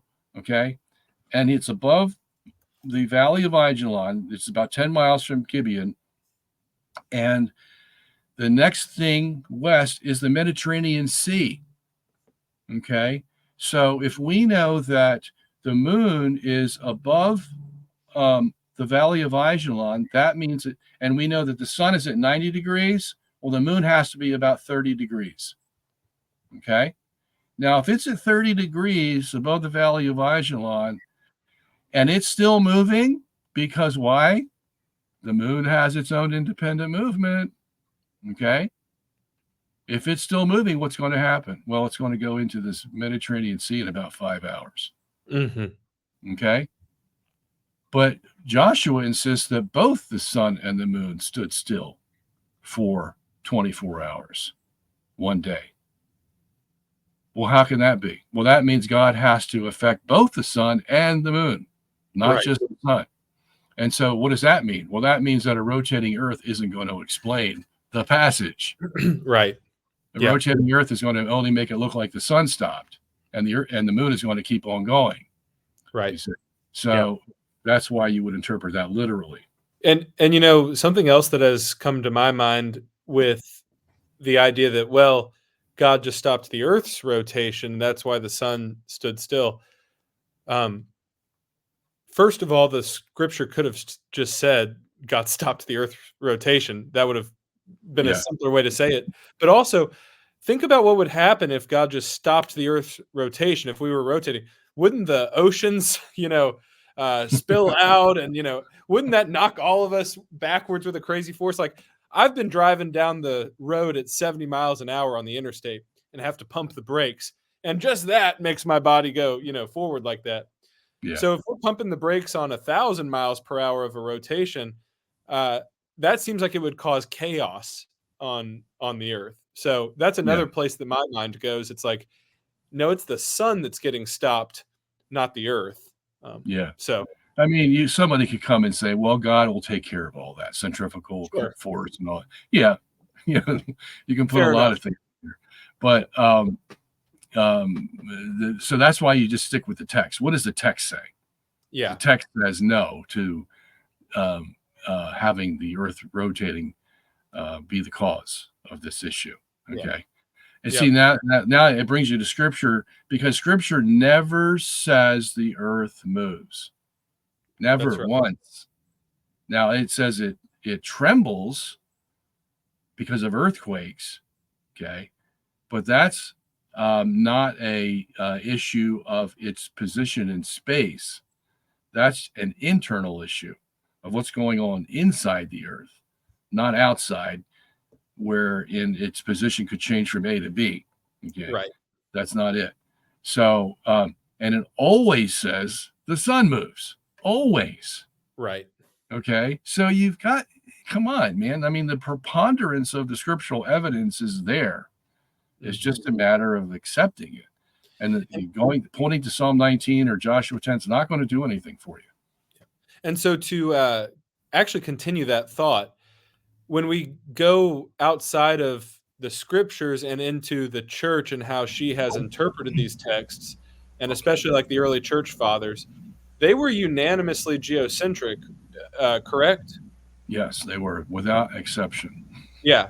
Now, okay, so I know that sometimes people will say, well, look, when the church fathers have a unanimous opinion about faith or morality, then that carries weight. But when it's about, something like cosmology or science, well, we can develop that. And I would push back on that and say, well, creation is a core doctrine, right? Like in the very beginning of the creed, we believe in God who made the heavens and the earth, right? And so is this something we can, like geocentrism versus heliocentrism, is this something we can classify as just some kind of science question? Why should the church even worry about it? Or should we say this actually does touch on our doctrines and on our faith and on our practice, because it has to do with God being creator and how he's told us about the creation? So I would wonder kind of your thoughts on that. Yeah, I deal with this all the time. So the church answered that question. The church said, no, geocentrism is one of those things that we deal with, even though it overlaps with science. Because why? Because scripture says the earth doesn't move. And God can't lie. Okay? Those were the two metaphysical positions that the church was using to answer Galileo. Mm-hmm. God can't lie. Scripture can't lie. Okay, that's it. So the case closed, period. It's done as far as the church is concerned. So now it's just a matter of defending that in any way they could. But let's take the fathers and say, okay, the fathers were in consensus on this idea of what was it called? Biogenesis or something, where if you had a piece of flesh cut from an animal and you came and you set it in a table in a room and you came back the next day, I forget what the name of that is. Biogenesis. Yeah, biogenesis. That's okay. So you came back the next day and you saw flies on the meat. You would say, okay, there is spontaneous generation here. I think that's the technical term, spontaneous generation. The meat somehow made the flies, or the flies just appeared. Okay. The fathers believed in that. And so did a lot of other people up until the 1600s, when somebody did some tests and said, no, what's happening is there's little fly eggs in the meat. And when you give the right temperature, they're going to develop into flies. That's why you see them. You see. So, but what if it's a consensus with the fathers, however, why isn't the church saying, well, it's a consensus with the fathers, we're going to have to believe it? Why? Because it's not in Scripture. Scripture doesn't touch that issue. right. So it's not a matter of faith. So when the issue that we're discussing may overlap with science, but it is in Scripture, and Scripture can't lie because God can't lie, well, that means it's a matter of faith. Yeah, that's a good point. The church told that to Galileo. Okay, that's why it's a matter of faith. And now this is the other part of it, is that in 1633, when Galileo was put on trial, he was convicted of being suspect of heresy. Okay, now that's an interesting little title there, because that means the heresy that he was convicted of had to exist before he went to trial. Because at the trial, you don't say, oh, we're going to make this a heresy and we're going to find out if you're guilty of it. Right, that wouldn't be fair. Yeah. Yeah. So when was that made a heresy? Well, that was made a heresy in the time of Paul V, 17 years earlier in 1616. That's when Bellarmine was working with him. And what Paul V did was he hired 11 very erudite, knowledgeable Dominican cardinals to go examine this geocentrism issue and come back and give him their report. They went away for 6 months, and they came back and they said, this is a formal heresy, not just a material heresy. And the Pope took their word, and Bellarmine did as well. And that was the edict from the church. That was the decree. And then 17 years later, when Galileo went on trial in 1633, Pope Urban VIII used the decision from Paul V to convict Galileo of heresy, or being suspect of heresy. Okay, so that's how much it was a matter of faith. It wasn't just a matter of faith that we could sort of, be gentle with you and put it on the shelf and see if it bothers anybody. No, this was big business. Well, something must have changed though between the 1600s and now, because it's not a form. Is it still a heresy or That's the last official statement the church gave on that issue. Really? But there's many issues that go by the wayside in the church, Yeah. and aren't picked up again until things start to get serious. Yeah. And that may happen in the next few years. I don't know. But yeah, they can sit on the shelf for a long time before people actually recognize it. I'm actually fascinated by that it's actually, on the books, still a formal heresy. That is really, really interesting, really compelling as well. And just so our audience knows, that's the Roman Catholic Church we're talking about. Yeah. Okay, so one other question. This crosses from theology to history. Copernicus. This is an interesting story, right? He recanted before he died, or at least it seems like he might have. Can you tell people the story about the letter that his name was erased from? That wasn't Copernicus. Oh, it wasn't Copernicus. Who was that? That was Galileo. That was Galileo. Okay, can you Yeah. talk about that story? Yeah. This is an interesting story. The Copernicus story is interesting too. If we have time, maybe we can go to there. But for Galileo, okay, so Galileo is convicted of being suspect of heresy, 1633. If he was convicted of formal heresy, then he would have been executed or excommunicated or both, who knows? But they thought he was just suspect of it because they didn't really know whether he believed it or not, whether he really believed that the earth went around the sun. They just weren't sure. But if you're going to convict somebody of heresy and execute them or excommunicate, you better be sure. Okay. So since there was some doubt, and the doubt was caused by the fact of the book that he wrote, the Dialogo, because he made it into a play, where three characters are talking back and forth, and it's not concrete, it's not real, it's just made up in somebody's head.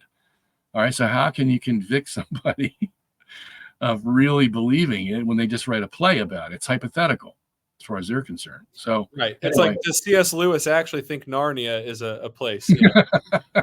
Well, I don't know about that. He may. He may. Anyway, so the Galileo is having a very introspective moment in his remaining years. He dies in 1642, so that's only 9 years from 1633 when he went on trial. And by 1639, he's having some real spiritual movements in his soul. And before this, Galileo was a member of an underground movement to undermine the Catholic Church. Okay. He signed his name on the dotted line. He was into it. Okay. And this was one of the things he was using to undermine the Catholic Church, this whole cosmology thing. And anyway, by 1639, he has a very intense spiritual experience where he gives his life totally over to God and now becomes a true Catholic. Okay. And then he dies 3 years later. One of the evidences of this is that a friend of his named Rinuccini came to him in 1639 after he had this experience, the spiritual experience, and said that I have an astronomer, Giovanni Barioni, who has discovered stellar parallax. And they all believe that if you had evidence of stellar parallax, you could show that the Earth was moving around the sun. Now, that, of course, we know is false today, but that's what they believed back then.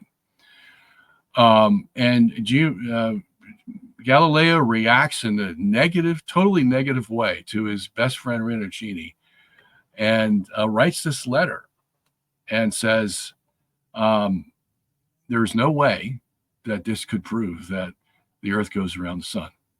God can make the universe any way he wants. And so who are we to limit God? And he's going on and on and on for 3 pages, theological arguments, biblical arguments, and signs his name at the end, sends it to Rinuccini and said, and with the idea, please give this to so-and-so because I want people to know where I stand. And Rinuccini, who's very upset, of course, because he did all the trouble of getting Barioni to bring the stellar parallax evidence, is so upset that he erases Galileo's name off the letter and then stuffs it away in his bureau drawer, and nobody ever sees it again. Until 1909, when the letter is discovered. Wow. And they see that Galileo's name, because you can't write something without making an imprint on the paper. Right. So you might erase the black, but the impression is still there. And they see Galileo's name there, right? Amazing. So that's amazing. Yeah. And we didn't get this information for 300 years after. Okay? Yeah. There it is, lying somewhere, and nobody's letting it out. Yeah. And the only time that it was publicized was 1968. Wow. Yeah. They sat on that for almost 60 years. Yeah. Wow. That is such a cool and interesting story, and it just reminds us there's a lot in history that gets lost, but when God wants us to rediscover it, we rediscover it. So Yeah, that's cool. God is going to have the last laugh. Amen to that. I mean, Hey Dale, do you have anything else, or do you want to look at some of the audience questions? I did have a follow up way back to the question on the Bible. Was that Yeah. going back too far? Or, No, yeah, do it. basically it fits in because we're talking about Galileo, right? So I was going to ask you, look, the same thing that Galileo said in terms of biblical interpretation. Many Christian interpreters today admit that, okay, it's using phenomenological language, right? From the perspective of the earth, the sun stood still. And ancient Hebrews did do that. So in Genesis, we can detect a different perspective, like I think verses 1 to 2, or from God's universal perspective, then it drops to the perspective of the earth. Why would you reject, take a literal interpretation versus just using phenomenological language from the perspective of us here on the earth? Well, we would agree with those as heliocentrists who want to interpret phenomenologically passages like the sun rose in the east or the sun set in the west. We take those phenomenologically just like the heliocentrist does. Okay. We see the sun rise and we say it rises. Okay. And then that's the furthest we go. So our language and understanding in context is flexible enough that both sides can use phenomenological language and know what we're talking about, right? All right. So the next question is, when you want to go beyond the colloquial, beyond the common everyday speech, and you want to find out, okay, what is it that causes the sun to appear to rise? Is it the earth rotating, or is it the sun actually moving? Okay. Now that's a whole separate issue, because now you're getting into the scientific arena and you're moving away from the colloquial common everyday language arena. And now it's going to take a lot more work to figure out what the answer is. Okay. So if we're posed with a scientific question of what actually causes a sunset, the earth rotating or the sun moving, what does scripture have to say, which is our authority? Well, sometimes she uses colloquial language. Yeah, many times. But a lot of times she doesn't. Okay. And in those instances where she doesn't, like Joshua 10, when God adds the moon into the picture to clarify the scientific result or the scientific perspective that should be used to look at this whole thing, well, that's a horse of a different color.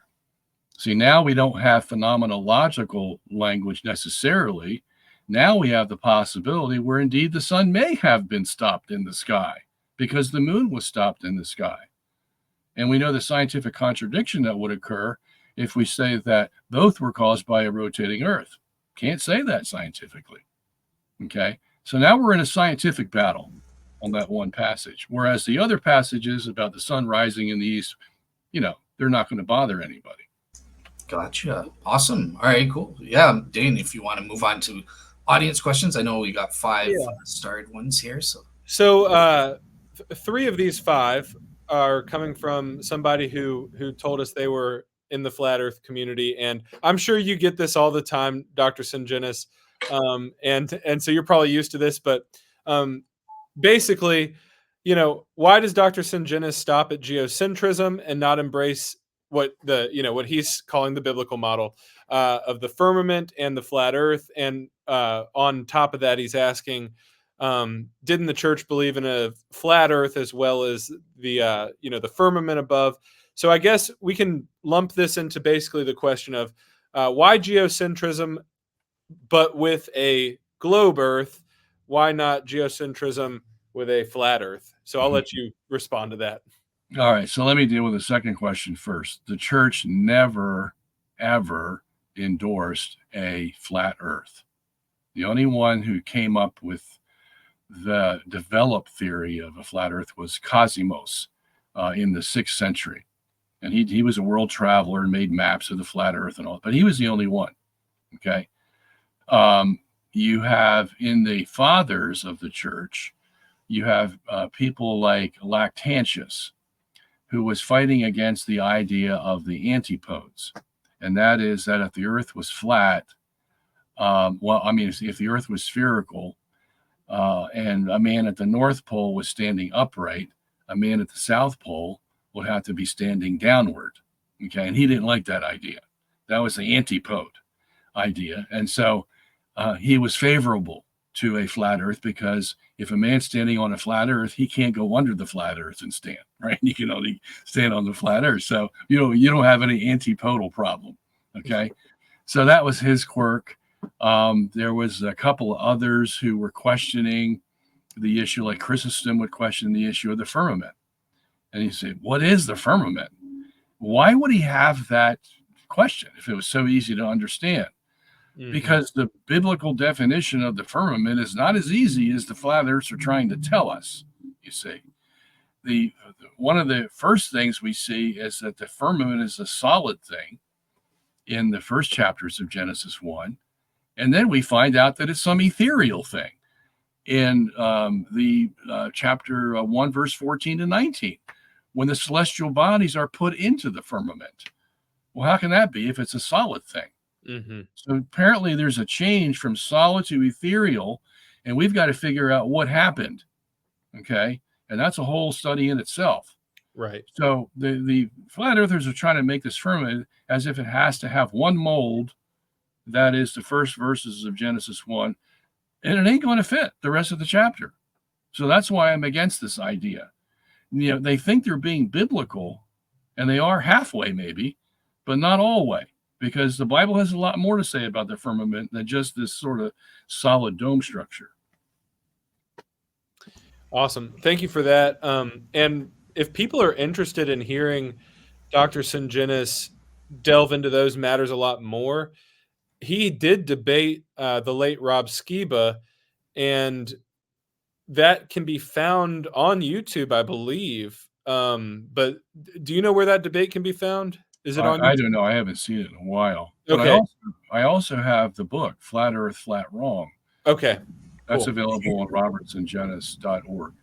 Cool. If you're interested, Robert, I know it's been a couple of years, so you may not be interested in that, but I might be able to bring on David Weiss if he's still willing. Would you want to do a debate on the flat Earth, or you're kind of? I've done so many debates with flat earthers, and I just got tired of them after a while. Yeah. So I've moved on to other subjects. Yeah. I just don't want to have my time consumed by something that I really am not interested in debating anymore. Well, and I'll tell you something that I think is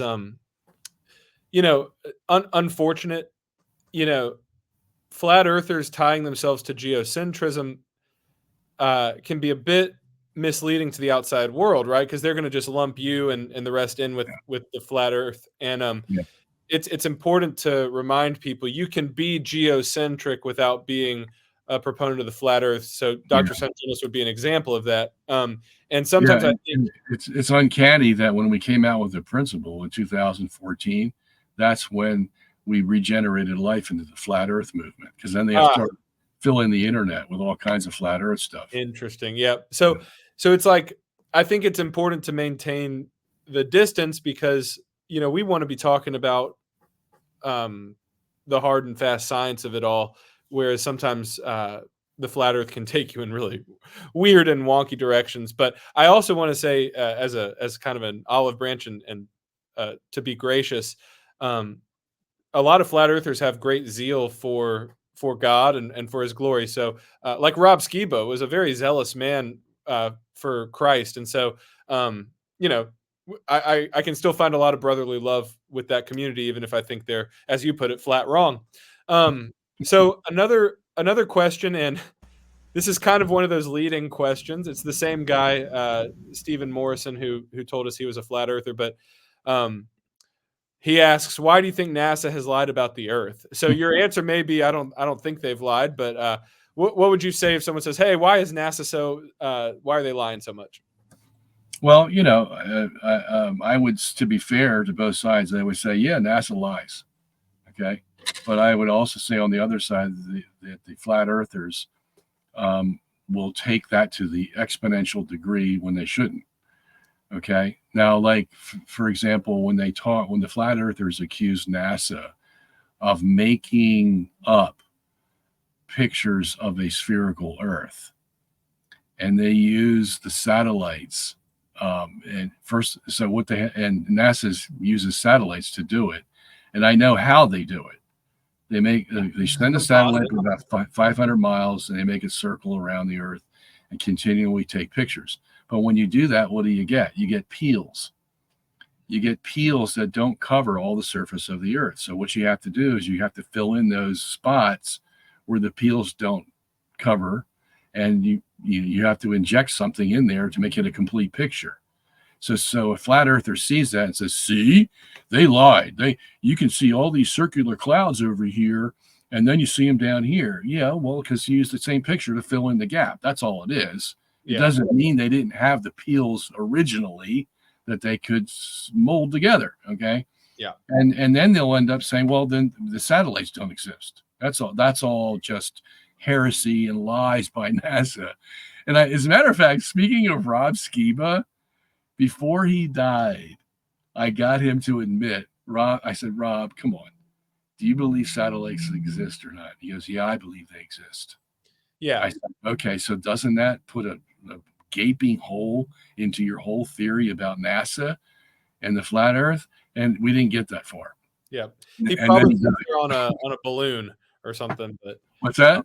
He probably thinks they're on a big balloon, Oh, yeah, maybe. But at any rate, so there is a picture of the Earth taken from what looks like the moon. And the flat earthers were smart enough to go in there and examine that photo. And when they did, they found that somebody pasted a picture of an Earth on a picture and made it look like it was coming from the moon. And how can you tell? Because the Earth isn't circular, it's in a square. And then they put the Earth in the square, right? So yeah, obviously someone doctored that photo. But you don't take that to the nth degree and say, well, that means the whole thing, NASA always lies about things. There's no satellites, this, that, and the other thing. Now, you might be able to make an argument that they never went to the moon with that. Yeah, I'll grant you that. And that's one of the lies that NASA may be saying. Okay. But it doesn't make the Earth into a flat Earth, because NASA lies sometimes. Mm-hmm. And that's the problem I find with them. Yeah. That's a really good point. Like, NASA lies, therefore space is fake, is a lot like saying, the White House lies, therefore the United States of America is fake. Like, it's like, it doesn't follow. Just because you lie about one thing doesn't necessarily mean you lie about absolutely everything. And anyway, I don't know if you've heard this, but the devil comes with 90% truth and 10% lie. Yeah. You see? Yeah. It's true. No, there's a lot of truth in that. I mean, he quotes Psalm 91, which is a great psalm. He's just twisted it, right? So, okay. The last few questions we have, Jamie Russell put them in, and we love you, Jamie. These aren't exactly on the topic, but we'll go ahead and show them anyway. Well, one of them actually is. So, on your model, Dr. Sungenis, of geocentrism, what are the implications on what a day is? I guess it would be the same amount of time. It's just that the sun is going around us, right? Yeah. Both the heliocentric model and the geocentric model have to deal with the fact that the stars travel faster than the sun does. If you're looking at it from the perspective of the sun and stars rotating around the Earth, and if you don't deal with that, then you have to have a fix for the fact that the Earth rotates in 23 hours, 56 minutes, and 4.9 seconds, but the sun goes from midnight to noon in 24 hours. Okay. Now, there's a 3-minute, 56-second difference between that. And so each model has to take that into account. The heliocentrics do it by saying that the sun does this 365.25 times a year, and that's how we get our calendar. Okay. The geocentrists basically do the same thing. What they say is that the stars revolve around the Earth in 23 hours, 56 minutes, 4.09 seconds. And the sun revolves in 24 hours. And so there's a difference there. And if you add up that difference, then the sun is going to move against the stars in a retrograde motion about 1 degree per day. And it's going to go through the zodiac in what? 365.25 days. Okay. So each of us has to deal with that fact, and we deal with it in different ways. Awesome. All right. Well, I think that's probably good. Jamie did also ask this question: did God invent a week or adopt it? Yeah, Jamie's our Seventh Day Adventist friend, so I would say God invented the week. That's what the Bible seems to be teaching. But it's just kind of an interesting question, I guess. You want me to tackle that? Yeah, go for it. Okay. So what God first did is invent the day. Okay. Mm-hmm. So on day one, it says at the end of the verse 3, it says, and there was evening and morning one day. So that definition is first. And then the second day, it says the same thing. And there was evening and morning a second day. Third day, same thing. Fourth day, same thing. Fifth day, same thing. Sixth day, same thing. So there's 6/7 of the week. And then you come to the end, the seventh day, and the Bible doesn't go but to the eighth day. It only stops at 7. So we know now the week has been established. But that can only be established after you establish that the day is an evening and a morning. Right. Cool. Well, this has been really fun, Dr. Sungenis. Thank you so much for your time and your insights. And I'm actually looking forward to going back and listening to this video again, because we packed a whole lot into 2 hours here. Dale, do you have anything you want to say before we close out here? Just it was interesting listening. There were a few things I learned and didn't know about. Obviously, I still need to do a lot more research and stuff before I would claim to have a warranted opinion either way and stuff. But it was just interesting. I mean, especially on the scientific aspect, that's where I was most interested in stuff like that, and trying to figure out, because I myself, with relativity theory, I take Dr. William Lane Craig, I take a neo-Lorentzian view and stuff myself. So some of what Robert was saying made sense there on that front and stuff. So yeah, I think it's another thing that we clearly agree on that I liked is that, look, that, people think, oh, the science of cosmology is just like an absolute conclusive science and everything they say and stuff like that. No, there's a lot of philosophy that's in there, and a lot of underdetermined, I guess, conclusions and stuff like that. So you have to evaluate the reasoning, why people are saying or concluding one thing versus another interpretation and stuff like that, and look at the different models and assess which one's the best explanation and stuff like that. So yeah, that's the one thing I took away.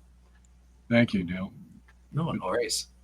Dr. Sungenis, if people are interested in pursuing this topic into more detail, can they go to your website and find your books, or where would you direct people for that? Yeah, they would go to www.journeytothecenteroftheuniverse.org. Cool. And they'll find all the books and DVDs and the principle, everything is there. Awesome. So yeah, anyone in the audience that wants to keep studying this, if this is new to you, check out some of the resources on that website. And it's just such an interesting conversation. And I do love the apologetic force of we're the center of the universe. We're unique. God placed us here as a special, the most special part of creation. And I think that there's great apologetic weight with that. And so it excites me to know that that's not just some wishful thinking, but there's actually some science and good reasons to hold to that as well. So, all righty. Well, we're going to wrap up, and God bless you all. Remember to like our videos and share them and subscribe to the channel if you have not done so already. Till the next time we meet, stay like Christ and be showing grace and love and peace to the world. All right. Bye, everybody. Take care.